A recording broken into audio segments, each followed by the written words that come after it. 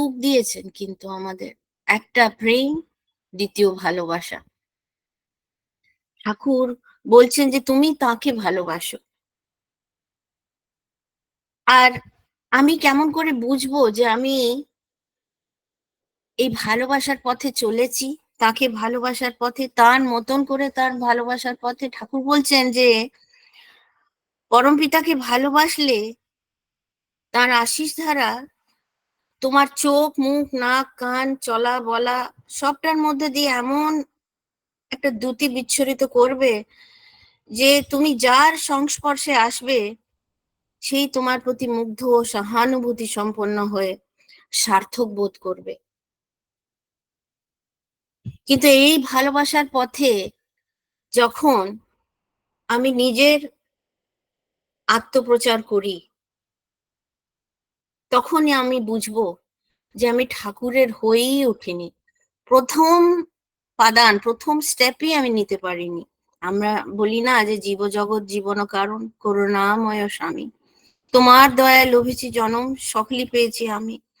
তো তিনি সবই দিয়ে রেখেছেন। তাহলে আমার আত্ম অহংকার যে এই প্রেমের ভেতরে ঢুকে চলেছে, তখন বুঝতে হবে যে আমি অ্যাডমিশন নিয়েও প্রি প্রাইমারিতে অবধি পৌঁছতে পারিনি। দ্বিতীয় টুক ঠাকুর বিশ্বাসের কথা বলছেন, যে সরল বিশ্বাস। আমরা প্রত্যেকেই জানি, শুনেছি, পড়েছি ঠাকুর বিশ্বাসের অর্থ কি বলেছেন। কিন্তু ঠাকুর ভাববাণীতে এই যে কথাটা কচ্ছপ আর খরগোশের কথা বলেছেন, আমরা প্রত্যেকেই জানি। ঠাকুর বলছেন যে যাদের সরল বিশ্বাস, কেবল ভক্তি তাদের। আর বলছেন, ঠাকুর বলছেন আর বিপদ নাই রে, তারা কচ্ছপ।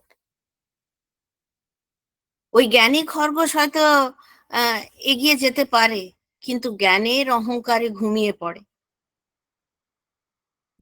এই চলার পথে জ্ঞানের অহংকারে যখন আমি ঢুকে যাব, তখন আর ঠাকুরকে পাবো না।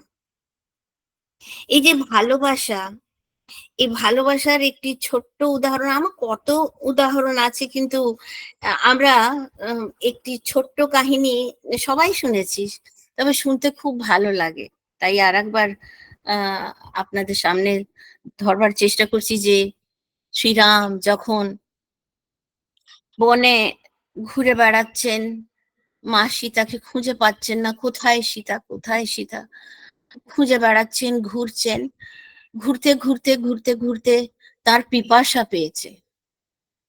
তখন একটি ময়ূর দেখেছে যে শ্রীরামের খুব পিপাসা পেয়েছে। তখন সে দৌড়ে এসছে, দৌড়ে এসে শ্রীরামকে বলছে, প্রভু আপনি আমার সঙ্গে আসুন, আমি আপনাকে জলের কাছে নিয়ে যাব। তখন শ্রীরাম সেই ময়ূরকে প্রণাম করেছেন, আর ময়ূর ধাবন করছে, দৌড়চ্ছে, আর শ্রীরাম পেছন পেছন আসছেন। তো ময়ূর পেছনে পেছনে তাকিয়ে তাকিয়ে দেখছে যে প্রভু আসছেন তো, আমি ওকে ঠিক পথে যে নিয়ে যাচ্ছি, আমি যে দৌড়াচ্ছি, প্রভু এত থকে আছেন, তিনি দৌড়তে পাচ্ছেন তো, তিনি আমাকে দেখতে পাচ্ছেন তো, এই পথটা হারিয়ে যাবে না তো, আমি এরকম ভাবে তাকে নিয়ে যাচ্ছি না তো। এই ভাবতে ভাবতে ময়ূর কি করেছে, যে নিজের এক একটা পঙ্খ নিয়ে নিয়ে, নিজের ফেদার্স গুলো নিয়ে নিয়ে ফেলছে, ফেলতে ফেলতে যাচ্ছে, যে এই পঙ্খগুলো যদি পড়ে থাকে তাহলে শ্রীরাম দেখে ঠিক পথে আসতে পারবেন। তখন অবশেষে যখন শ্রীরামকে নিয়ে শ্রীরাম পৌঁছে গেছেন সেই পুকুরের কাছে, জলের স্রোতের কাছে, তখন তিনি দেখছেন যে ময়ূরের গায়ে একটি পঙ্খ নেই। দ্য পিকক ইজ ব্লিডিং, খুব গা থেকে রক্ত বেরোচ্ছে। তখন শ্রীরাম তাকে কোলে তুলে নিয়েছেন, বলছেন, এ কি করলে তুমি, এ কি করলে তুমি, প্রত্যেকটা পঙ্খ ফেলে দিলে।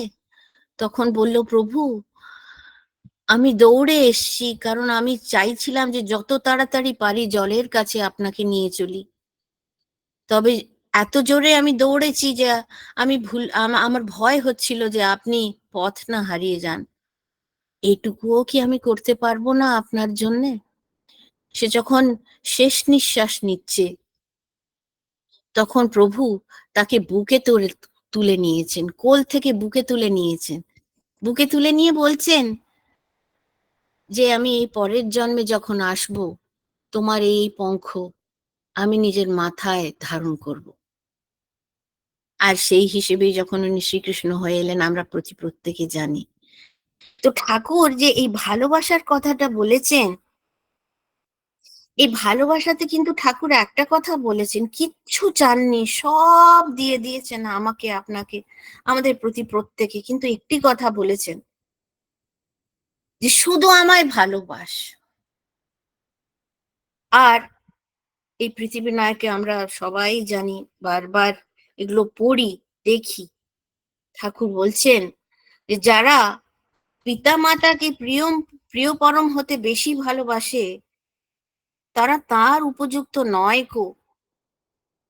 পুত্র কন্যাকে যারা তা হতে বেশি ভালোবাসে, তারাও তার উপযুক্ত নয় কো। যে বা যারা দুঃখ কষ্টকে বরণ করে তাকে অনুসরণ করতে পারে না, তারাও তার উপযুক্ত নয় কো। কারণ তার প্রতি তাদের অনুগতি শীর্ণ ও চ্যুতিমুখর হয়ে থাকে। ওই যে আমরা পড়েছি আলোচনা প্রসঙ্গে, যে ঠাকুর বলছেন যে ইষ্টকে বাদ দিয়ে যাকেই বড় করে তুলবে তুমি, তোমার জীবনে ওই আসক্তি তোমাকে ধ্বংস করবে। আর তিনি যদি না থাকেন, ওই তার বিযোগ তোমার বুকে শেলের মতন লাগবে। তোমার জীবনে এমন কেউ থাকবে না যাকে আঁকড়ে ধরে তুমি সেই শোক সামলে নিতে পারো। এই কথায়, এক কথায় ঠাকুর বলছেন যে ইষ্টকে গৌণ করে অন্য কিছুকে যদি মুখ্য করে আমি চলি, তবে মন্দ পরিণতি অকাট্য। কোনো কর্তব্যই আমাকে ঠেকাতে পারবে না, রেহাই পাবো না, আমি কিছুতেই পাবো না। এই কিছুদিনের আগে দুটি কথা আপনাদের সঙ্গে শেয়ার করতে চাই। এই ২-৩ বছরের ভেতরের কথা। আমরা সবাই দেওঘরে আছি। একজন দাদা এসছেন বিলেত থেকে। তিনি American. He is not an Indian American, he is an American American. উনি বেশ কিছুদিন ধরে দেওঘরে আছেন। পরম পূজ্যপাদ আচার্যদেব উপবিষ্ট রয়েছেন, ফিলান্থ্রপি যেখানে উনি বসেন কাছে সেখানে বসেছেন। আর ইনিও আছেন, এই আমেরিকান দাদাও রয়েছেন, অনেকেই রয়েছেন। তো আমি আহ, আমিও সেখানে ছিলাম। কিছুক্ষণ পর আহ পরম পূজ্যপাদ আচার্যদেব আমায় নির্দেশ দিলেন যে আপনি গিয়ে একটু ওই দাদার সঙ্গে কথা বলুন। তো আমরা দুজনে বেরিয়ে এলাম। দাদা বলছেন, ইংলিশেই বলছেন, যে জানেন, যখন পরম পূজ্যপাদ ও শ্রী শ্রী আচার্যদেবের দিকে তাকাই, দৃষ্টি পান করি, তখন মনে হয় যে পিপাসা আর শেষ হয় না। আর প্রত্যেক মুহূর্তে যেন মনে হয় তিনি নূতন হয়ে চলেছেন, নূতন হয়ে চলেছেন। এত প্রেম, এত ভালোবাসা কোথাও পাইনি, কোথাও দেখিনি। এটা একটা অদ্ভুত অনুভূতি, অদ্ভুত একটা এক্সপিরিয়েন্স। আমি চুপ করে শুনছি। আর উনি এমন ভাবে আহ, প্রেমে প্রেমেতে তিনি ডুবে পড়েছেন আচার্যদেবের দর্শন পেয়ে, যে তিনি বলেই চলেছেন। একটু পরে তিনি বলছেন যে জানেন, তাকে ভালোবেসে ফেলেছি, কিন্তু তার পাশে যারা বসে আছেন, এই যে তাকে ঘিরে বসে আছেন আপনারা প্রত্যেকে, আপনাদের প্রতি ঠিক প্রেম হতে পারছে না। চাইছি করতে, কিন্তু পারছি না করতে। আমি তখন তাকে, তার দিকে তাকাচ্ছি, আমি কিছু জিজ্ঞেস করতে পারছি না। তখন তিনি বলছেন যে আমার বেশ কিছুদিন হলো আমি এখানে আছি। আমি দেখছি যে এই ভক্তগণ যারা আসছেন, বসছেন, উঠছেন, আনন্দ অনুভব করছেন, উপভোগ করছেন, তারা এক রকমের ভেতরে আর এক রকমের বাইরে ব্যবহার করছেন।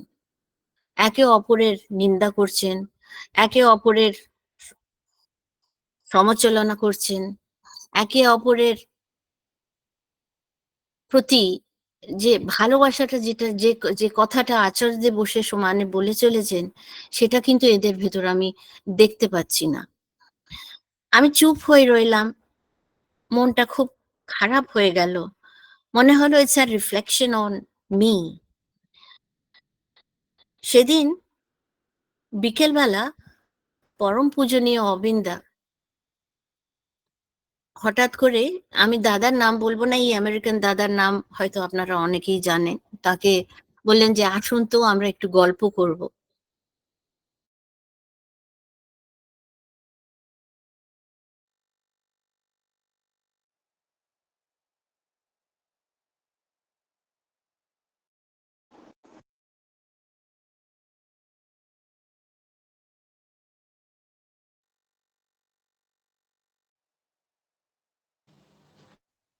দাদা শোনা যাচ্ছে না, মা শোনা যাচ্ছে না। একটু অপেক্ষা করুন, উনি মিউট হননি, একটি কল এসছে।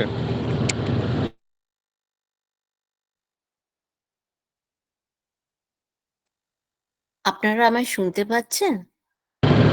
এখন পাচ্ছি মা, কিছুক্ষণ হ্যাঁ বন্ধ শোনা হচ্ছিল। যাচ্ছে। বলুন। আচ্ছা, উনি যে এই যে আমাদের আমেরিকান দাদা যে আ শ্রী, শ্রী অবিন্দার দর্শনে গেছিলেন, সেটা শুনেছেন? হ্যাঁ, বাইরের ফরেনার যিনি এসেছিলেন তার কথা শুনেছি, পরে আপনাকে একজন ডেকেছেন, ওইখান থেকে আবার শুরু করুন। হ্যাঁ, তো উনি এই কথাটা বললেন যে আমরা প্রত্যেকে আম তার প্রতি তীব্র ভালোবাসা হলেও তাদের যে, তাকে যে ঘিরে রয়েছেন তাদের প্রতি সেই ভালোবাসাটা হয়ে উঠতে পারছে না। কারণ আমি দেখছি তারা বলছেন একরকম, করছেন আরেক রকম। যাই হোক, সেই বিকেলবেলা যখন পরম পূজনীয় শ্রী, শ্রী অবিন দাদা এই দাদাটিকে বললেন যে, "কেমন আছেন? কেমন লাগছে এখানে?" তখন তিনি এই কথাটাই আবার যখন ধরলেন, তখন পরম পূজনীয় শ্রী, শ্রী অবিন দাদা বলছেন যে, "জানেন, আমরা যখন ঠাকুরের কাছে যাই, তখন একটা হাসপাতালের মতন যাবার মতন হয়। অনেক রোগ ভোগ নিয়ে যাই। আর যে যত ডাক্তারকে বিশ্বাস করে আর ডাক্তারের মনের মতন চলে, সে তত তাড়াতাড়ি সুস্থ হয়ে যায়। আর সে যখন নিজে সুস্থ হয়ে যায়, তখন অপরকে প্রত্যেকে সুস্থ করে তোলে।" এইটাই হচ্ছে এখানকার এই যখন অবিন্দা ওই কথাটা, পূজনীয় অবিন্দা যখন এই কথাটা বললেন, তখন দাদা বলছেন যে, "হ্যাঁ, হ্যাঁ, আমি এখন বুঝছি যে আমরা প্রত্যেকেই নানা রকমের নিজের আকাঙ্ক্ষিত ইচ্ছাগুলো এবং অনেক রকমের রোগ ভোগ নিয়ে, মানসিক শারীরিক রোগ ভোগ নিয়েই আসছি।" ঠাকুর তখন শ্রী, শ্রী অবিন্দ ওই কথাটারই স্মরণ করালেন। যেখানে ঠাকুর বলছেন না যে, "আমি দেখতে চাই যে তোদের ভিতর সেবা, সহানুভূতি, দয়া, দাক্ষিণ্য, তেজ, বীর্য, বুদ্ধি, বিচার, স্বস্তি, স্থৈর্য, বিশ্বাস, কৃতজ্ঞতা, প্রেম মণ্ডিত হয়ে মূর্ত হয়ে তোদের দেবতা করে তুলেছে।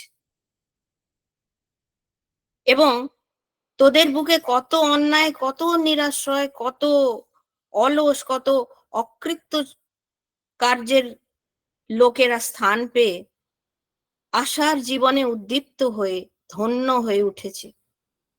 আর শত অপরাধী, শত অত্যাচারী তোদের স্পর্শে পবিত্র হয়ে জয়গানে জগৎকে মুখরিত করে তুলেছে।" আর তাই দেখে শ্রী, শ্রী অবিন্দা ঠাকুরের সেই কথাটাই মনে করাচ্ছেন, যে ঠাকুর বলছেন না যে, তাই দেখে আমি অঢেল হয়ে যাচ্ছি, আনন্দে উৎফুল্ল হয়ে যুক্ত করে পরমপিতাকে বলছি, "আরো পরমপিতা, আরো দাও, অমর করে দাও এদের, আরো করে দাও এদের, আরো করে দাও এদের তোমাতে।" এই আরেকটা উদাহরণ দিই। যখন বসে আছি, এই ১-২ বছরের আগের কথা, আমরা সবাই আবার সেই, যেখানে পরম পূজ্যপাদ ও আচার্যদেব অধিষ্ঠিত, তিনি তো ঘন্টার পর ঘন্টা, দিনের পর দিন বসে রয়েছেন আমাদের প্রশ্নের সমাধান করার জন্য। কবে সে দিন আসবে যে তাকে আমরা কষ্ট কম দিয়ে তার এই যে বিরাট ভার তার উপর দিয়ে রেখেছি সেটা লাঘব করব। যাই হোক, বসে রয়েছি। আমি হয়তো এই কথাটা একবার আপনাদের সঙ্গে শেয়ার করেছি কিনা জানি না, তবুও বলি। হ্যাঁ, at the cost of repetition, ক্ষমা করবেন যদি রিপিট করছি। একজন জার্মান লেডি এসছেন, তার স্বামী ইন্ডিয়ান, তিনি বসে রয়েছেন। তার তার একটু মিডল এজড, তিনি বসে সমানেই তার অশ্রুধারা বইছে চেহারাতে, মুখ থেকে অশ্রুধারা আর থামে না। আমরা প্রত্যেকে একবার করে তার দিকে তাকাচ্ছি আর দুঃখ বোধ করছি কি হয়েছে তার, তিনি কেন এত কেঁদে চলেছেন। পরম পূজ্যপাদ ও শ্রী শ্রী আচার্যদেব যখন এই মায়ের দিকে দৃষ্টিপান করলেন, তাকালেন, তখন জিজ্ঞেস করলেন একজন পাশের দাদাকে যে মাকে জিজ্ঞেস করতো মায়ের কি হয়েছে, কি কষ্ট, কিছু বলার আছে? তখন আমরা সবাই কাছে ছিলাম, আমরা জিজ্ঞেস করলাম মা, জিজ্ঞেস করছেন আচার্যদেব, আপনাকে জিজ্ঞেস করছেন আপনার কি কিছু বলার আছে মা? তখন তিনি মাথা নাড়ছেন, মাথা নাড়িয়ে নাড়িয়ে কিছু বলছেন না, কিন্তু মাথা নাড়িয়ে বলবার চেষ্টা করছেন যে না, আমার কিছু বলার নেই। একটুক্ষণ পর আমরা সবাই চুপ আছি, একটুক্ষণ পর আবার আচার্যদেব জিজ্ঞেস করতো, আপনারা আমায় শুনতে পাচ্ছেন দাদারা মায়েরা? হ্যাঁ, জয় গুরু মা, জয় গুরু, পাচ্ছি। শোনা যাচ্ছে, হ্যাঁ মা, শোনা যাচ্ছে মা, শোনা যাচ্ছে, সুন্দর শোনাচ্ছে মা। আচ্ছা আচ্ছা, তখন আবার পরম পূজ্যপাদ আচার্যদেব যখন জিজ্ঞেস করছেন ওকে জিজ্ঞেস করো না কি হয়েছে, তখন তিনি খুব আস্তে করে বলছেন যে আমার আচার্যদেবকে দেখে ভাবছি যে ঠাকুরকে দেখছি, ঠাকুর যেন ওর ভেতরে রয়েছেন। এত কষ্ট তিনি সবাই নিজের ওপর নিয়ে নিয়েছেন, আমরা কি তার কষ্টটা একটুও লাঘব করতে পারি না? তিনি যে এরকম করে বসে রয়েছেন ঘন্টার পর ঘন্টা, আমাদের প্রত্যেকের এক একটা সমস্যা শুনছেন এবং তার সমাধান করছেন। এই সমস্যাগুলোর সমাধান কি আমরা নিজেরাই খুঁজে পাবো না? আমি তো জানি, পড়েছি, শুনেছি যে ঠাকুর প্রত্যেকটা সমস্যার সমাধান দিয়ে রেখেছেন। আমরা কেন এটা করে উঠতে পারছি না? কেন তাকে এত কষ্ট দিচ্ছি? তখন আচার্যদেব মৃদু মৃদু হাসছেন, কিছু বলছেন না। একটু পরে একজন দাদাকে আচার্যদেব বললেন যে ওই মাকে একটা সত্যানুসরণের কপি দিতে বললেন।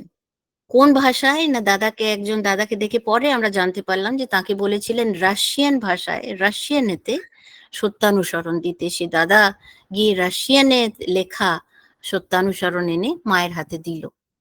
সে মা তখন এতক্ষণ যে সে চুপ করে বসেছিলেন, যে মা, সে মা বলছেন, তখন জোরে বলে ফেলেছেন, আচার্যদেবকে বলছেন, ইংরেজিতেই বলছেন, ভাঙা ভাঙা ইংরেজি, একটু একটু জার্মানে বলছেন যে আমি এতদিন ধরে এটারই খোঁজে ছিলাম। আমি অনেককে জিজ্ঞেস করেছি যে রাশিয়ানে কি সত্যানুসরণ পাওয়া যায়, তো বলেছে সবাই যে না, ওই ভাষায় তো এখনো অব্দি ট্রান্সলেশন হয়নি। তখন একজন জিজ্ঞেস করছেন আচার্যদেবকে যে উনি তো জার্মান। তখন আচার্যদেব বলছেন যে হ্যাঁ, উনি জার্মান, কিন্তু উনি রাশিয়ানে কিছু, মানে রাশিয়ার কিছু লোক, আমাদের গুরু ভাইরা আছে যাদের উনি রাশিয়ানে সত্যানুসরণটা শুনিয়ে দিতে চান, পড়িয়ে দিতে চান। আমরা সবাই জানি যে একজন জার্মান লেডি যিনি জার্মানি থেকে এসেছেন, তিনি তো জার্মান ভাষাই জানবেন, তাই না?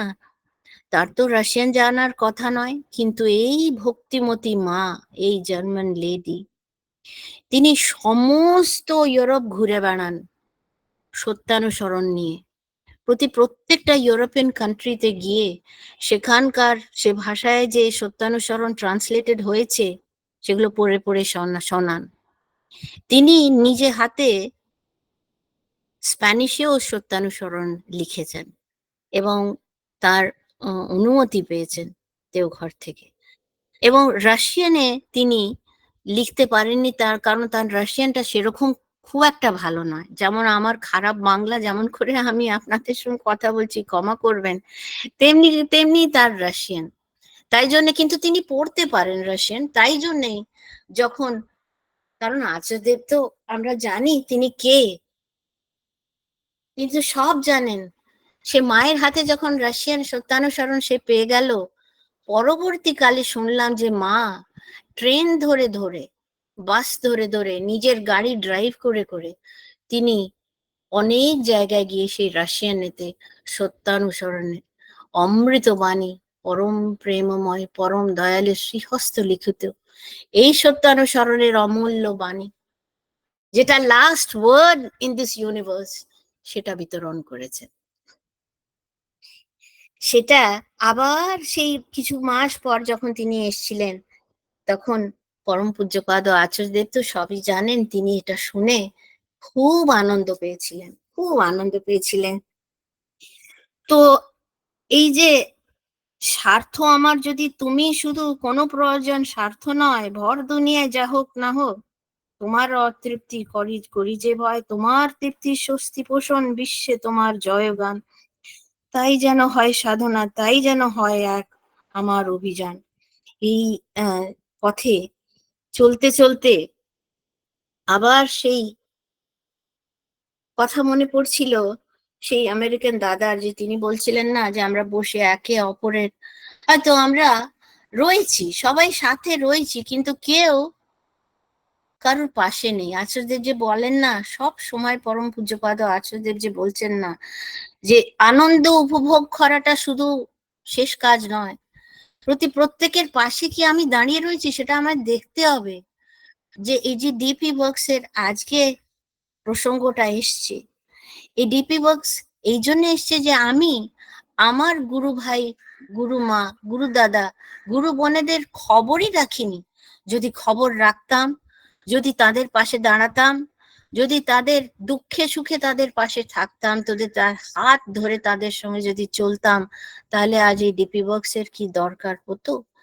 এখনো যে ডিপি ওয়ার্কস আমি করে চলেছি, সেটা আমি কতটা করে উঠতে পারছি সেটাই হচ্ছে আমার রিপোর্ট কার্ড। মনে আছে মা, আমি যখন ছোট ছিলাম বুঝতাম না, মাকে দেখতাম, আমার নিজের মায়ের কথা বলছি, একটু আপনাদের হয়তো ইররেলেভেন্ট লাগবে, কিন্তু মায়ের কথাটা হঠাৎ করে আপনাদের সঙ্গে ইষ্ট প্রসঙ্গ করতে করতে মনে পড়ছে যে মা ছোট বয়সে বলতেন যে স্কুলের রিপোর্ট কার্ড বা কলেজের রিপোর্ট কার্ড নিয়ে আমি মাথা খারাপ করব না, ঠাকুরের যে রিপোর্ট কার্ড তাতে কতটা প্রোগ্রেস করতে পারছো সেটাই হচ্ছে কথা। মায়ের কথা তখন ছোট বয়সে খুব একটা বুঝতাম না, জিজ্ঞেস করতাম ঠাকুরের রিপোর্ট কার্ড কোথায়, কোথায় আছে সেই রিপোর্ট কার্ড। মা পরে আস্তে আস্তে যেমন যেমন আমরা বড় হলাম তেমন তেমন মা বোঝালেন, কিন্তু মায়ের জীবনে দেখতাম ঠাকুর ছাড়া মায়ের জীবনে হয়তো কিছু কেউই ছিল না। যাই হোক, আমি সেরকম হয়ে উঠতে পারিনি। এই যে ডিপি ওয়ার্কস এর কথা, ডিপি ওয়ার্কস এর কথা বলতে গেলে তখন মনে হয় যে এই আমাদের যে আচার্যদেব সবসময় বলছেন না, যে আমি মনে হয় ডিপি ওয়ার্কস তখনই একদম পারফেক্টলি করতে পারবো যখন আমি বুঝবো যে আমি সেই পর্যায়ে পৌঁছবো যখন আমি আমার থেকে বেশি ঠাকুরকে ভালোবাসবো। আচার্যদেব বলেন না, পরম পূজ্যপাদ আচার্যদেব, তিনি বলেন না যে আপনার আর আমার মধ্যে তফাৎটা এতটাই যে আমি আমাকে ভালোবাসি ঠিকই, কিন্তু আমার থেকেও ঠাকুরকে বেশি ভালোবাসার চেষ্টা করি। তিনি বলছেন চেষ্টা করি। আর সেই জন্যে আচার্যদেব বলছেন যে আমি হয়েও ঠাকুরের মতো হই।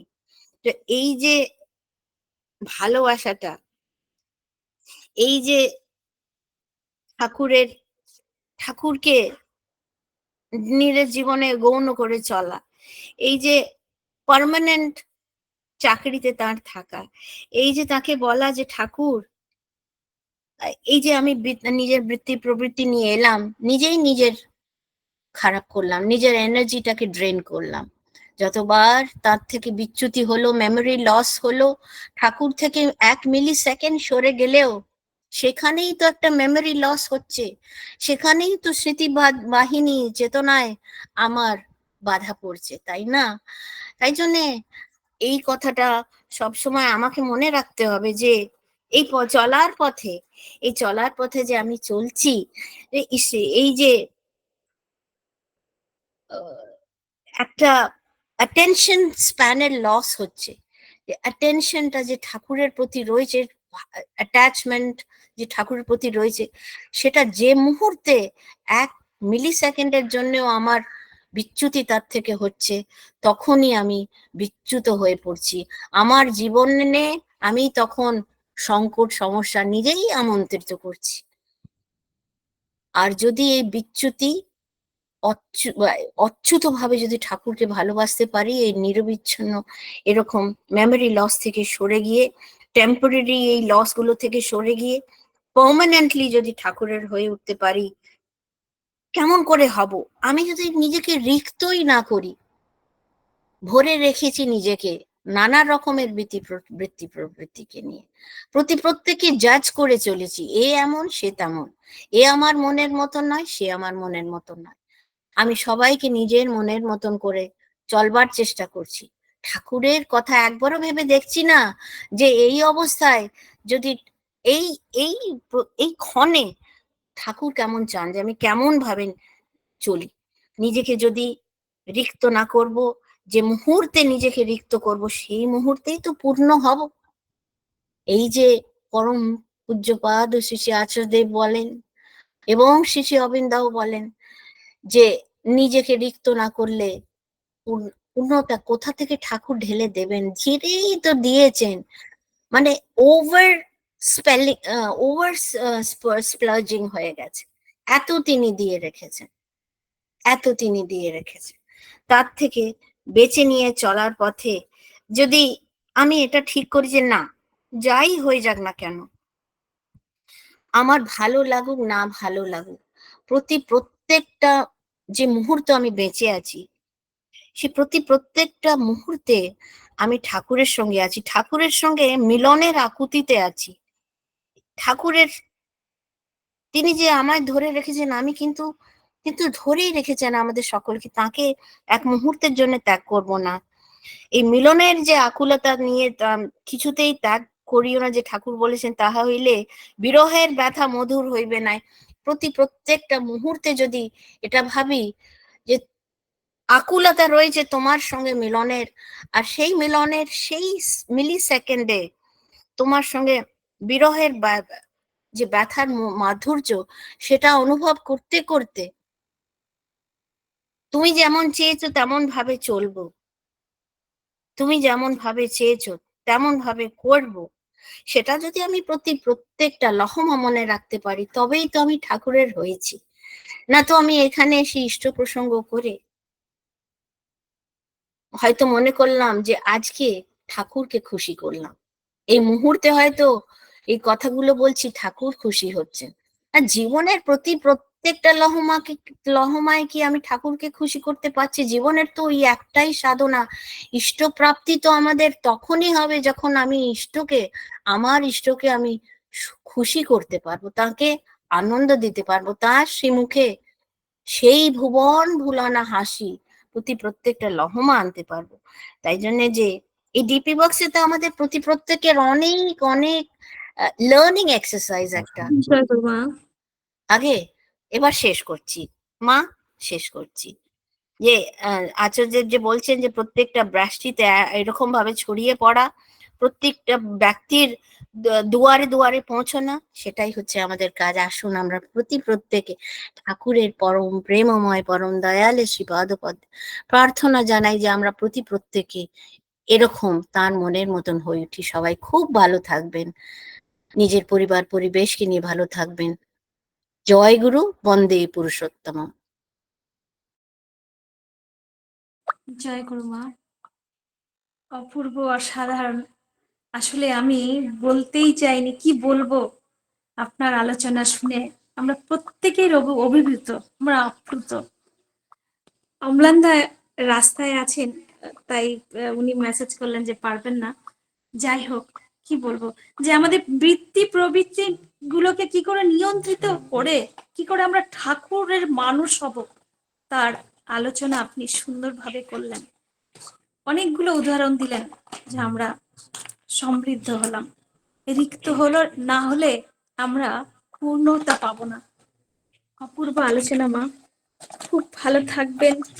আর আমাদেরকে মাঝে মাঝে তার কথা শুনিয়ে আমাদের তার প্রতি আকৃষ্ট করবেন, এই আশা রাখলাম। জয় গুরু মা, ভালো থাকুন, সুস্থ থাকুন এবং পরিবার পারিপার্শ্বিক সবার সার্বিক মঙ্গল প্রার্থনা করি দয়ালে রাঙা রাতুর চরণে আমরা সবাই। জয় গুরু, ভালো জয় থাকুন মা। জয় গুরু।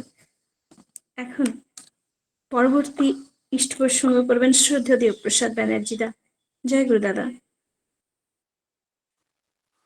জয় গুরু মা, জয় গুরু। পরম প্রেমময় পরমদয়াল শ্রী শ্রী ঠাকুরের রাঙারাতুল চরণে, পরমরাধ্যা জগৎজননীর রাঙারাতুল চরণে, পরম পূজ্য পাদ শ্রী শ্রী বরদার রাঙারাতুল চরণে, বর্তমান আচার্যদেবের রাঙারাতুল চরণে তথা অবিনবাবুর রাঙারাতুল চরণে অসংখ্য কোটি প্রণাম নিবেদন করি। আজ অনলাইনে যুক্ত অমৃত পথযাত্রী দাদা মায়েদের যথাযোগ্য স্থানে আমার রাজয় গুরু ও প্রণাম জানাই। আমরা এতক্ষণ ধরে অপূর্ব ইষ্ট প্রসঙ্গ শুনছিলাম, যা অত্যন্ত বাস্তবমুখী এবং আমাদের আচার আচরণ কেমন হওয়া উচিত। এত উচ্চশিক্ষিত মানুষ এত সহজভাবে সরলভাবে মানুষের সঙ্গে মেশেন, কথা বলেন, ইষ্টকর্মে লিপ্ত থাকেন।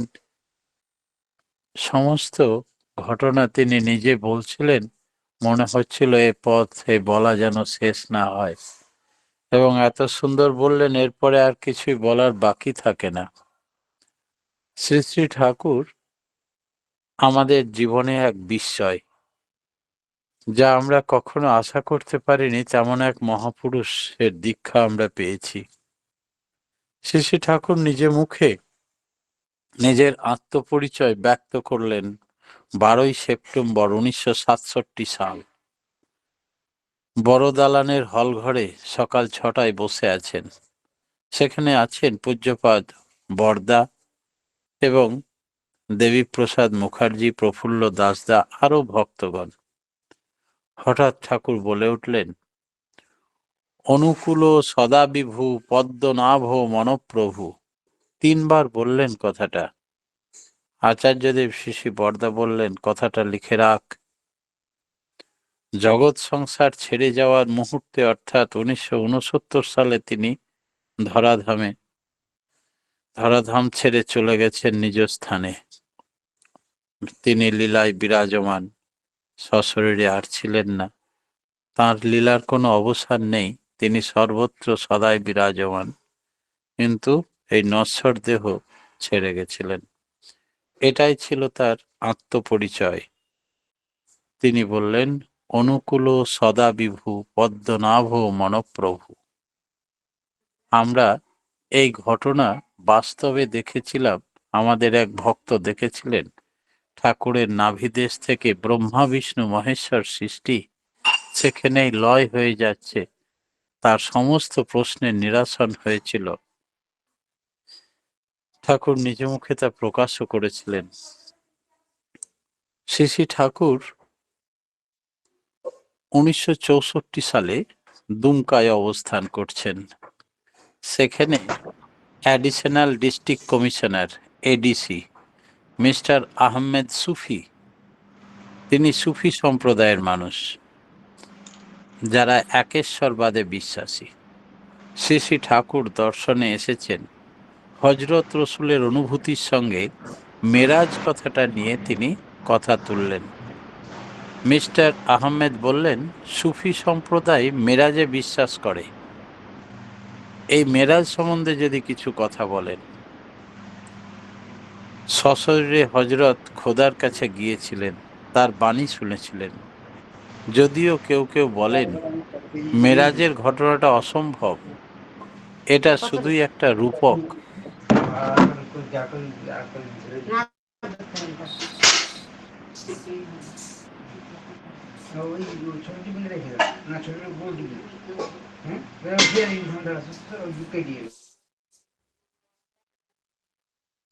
মিস্টার আহমেদ বললেন, শরৎ হালদার ঠাকুরকে বললেন যে মেরাজের কথা সম্বন্ধে আপনাকে কিছু বলতে বলছেন। ঠাকুর বললেন, অতি চমৎকার। 7/5/1964 সাল শ্রী শ্রী ঠাকুর সকালবেলা বর্মার ঘরের সামনে বারান্দায় নিত্যদিনের মতো এসে বসেছেন। সুশীল দা, হরিনন্দন প্রসাদ দা, গুরুপ্রসন্ন ভট্ট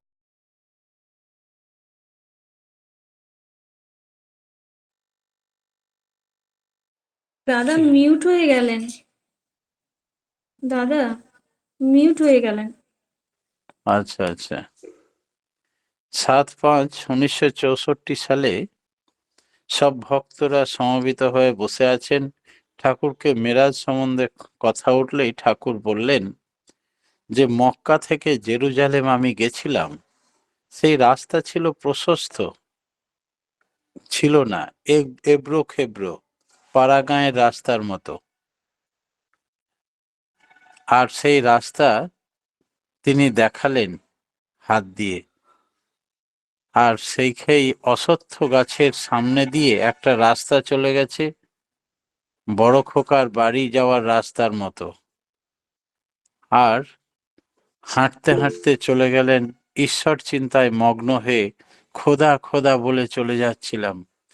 একটু থেমে দুহাত উপরে তুলতে নাড়তে নাড়তে বললেন যে মাতালের মতো হয়ে গেছিলাম। এই রাত্রিতেই গেছিলেন? তাহলে আজ্ঞে হ্যাঁ, মক্কা থেকে জেরুজালেম অবধি রাস্তা তো অনেক, প্রায় 60 থেকে 70 মাইল। এক রাত্রিতে গেলেন কি করে? শ্রী ঠাকুর বললেন, পায়ে আমার খরম ছিল আর রাস্তা দিয়ে জোরে হেঁটে যাচ্ছিলাম। পাহাড়ের রাস্তা, এবড়ো খেবড়ো রাস্তা, পড়ে গেলেন না? বলে না, এই খরমে কাঁটার মতো লাগানো থাকতো, তাই মক্কা থেকে জেরুজালেম খরম পায়ে হেঁটে যেতে। চতুষ্কোণ পাহাড় পড়েছিল, তার রং ছিল সাদা। বিভোর হয়ে খোদা খোদা করতে করতে ঘোড়া আসলো, ঘোড়ার পিঠে চেপে বসলাম, খোদার কাছে গেলাম।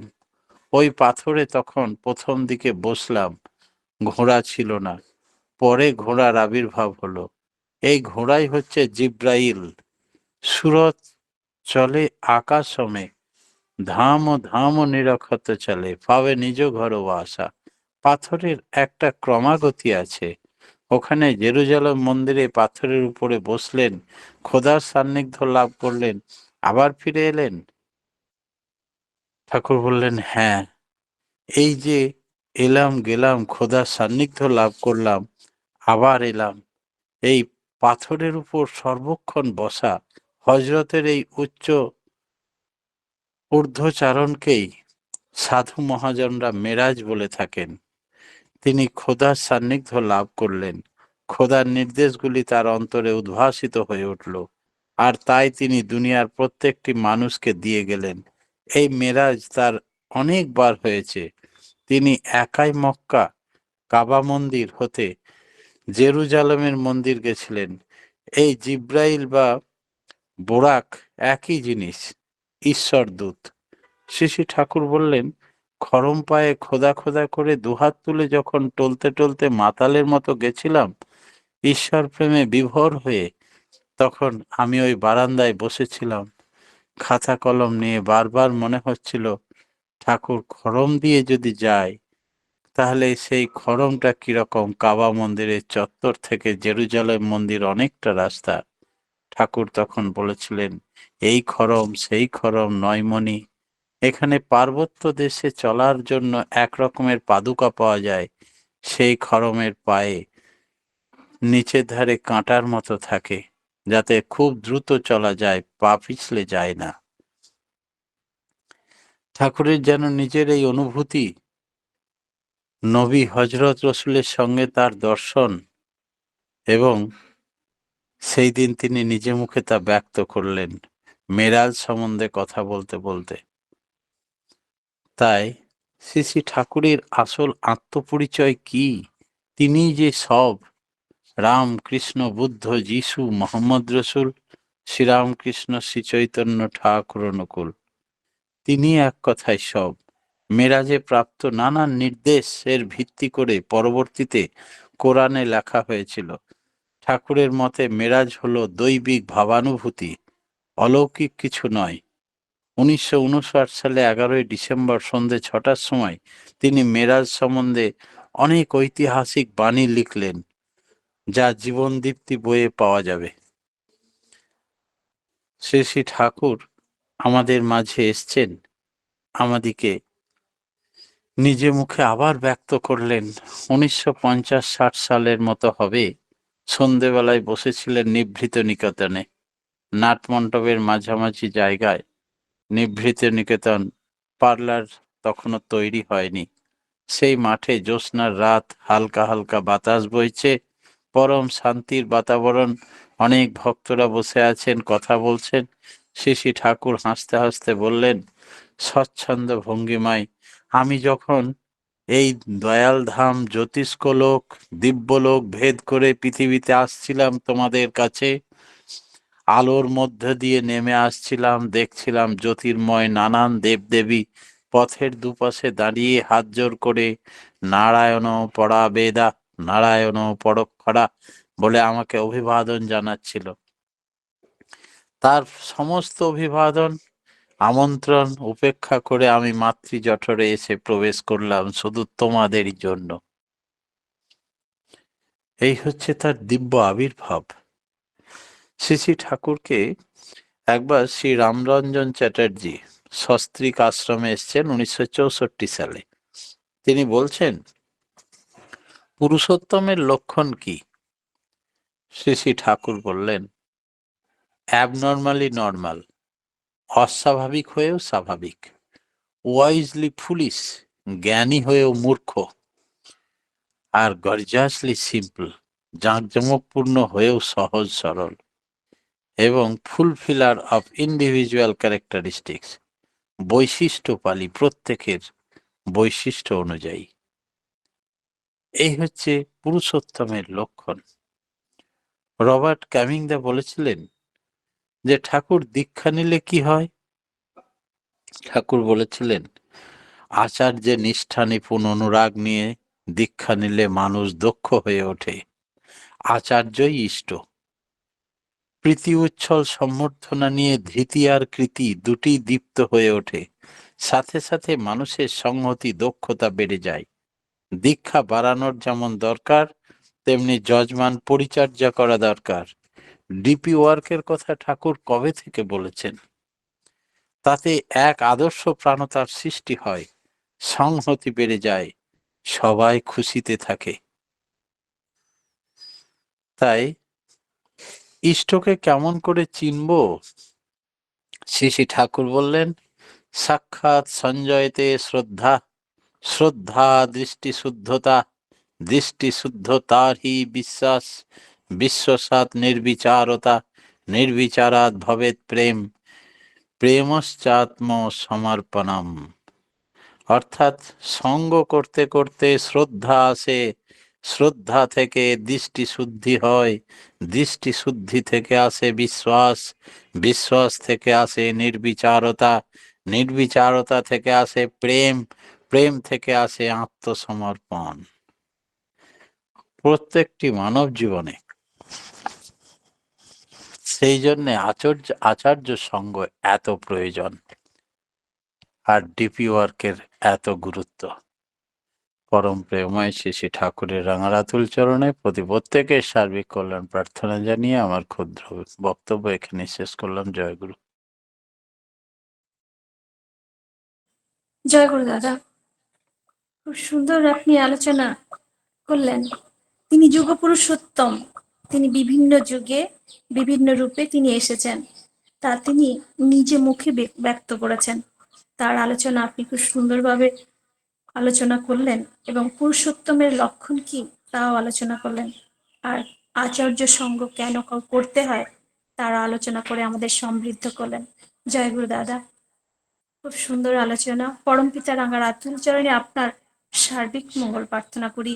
আপনি আপনার পরিবার পারিপার্শ্বিকের সবার সুদীর্ঘ নিরোগী ইষ্টচ্ছল জীবন কামনা করি আমার দয়াল রাঙা রাতুল চরণে আমরা সবাই। জয় গুরু দাদা, ভালো থাকুন, সুস্থ থাকুন এবং আনন্দে থাকুন।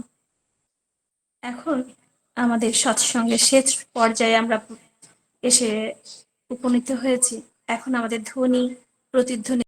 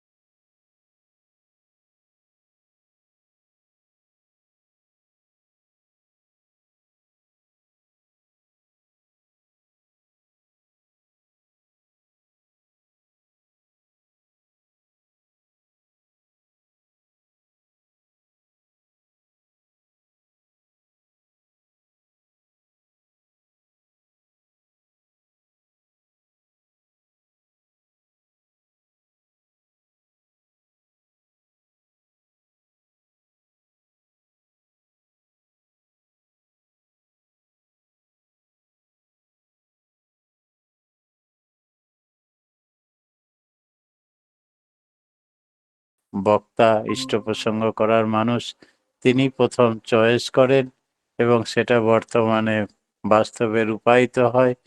তাই তার সার্বিক কল্যাণ প্রার্থনা করব আমরা সকলে মিলে।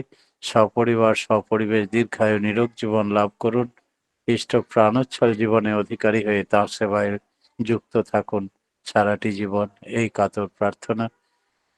ভালো থাকবেন মা। জয় গুরু। আমার প্রতিপদ থেকে জয়গুরু জানিয়ে আমার জয়গুরুর দেওয়ার প্রোগ্রাম এখানেই শেষ হলো। জয়গুরু। জয় গুরু। জয় গুরু, জয় গুরু সবাই। জয় গুরু। জয় জয় গুরু।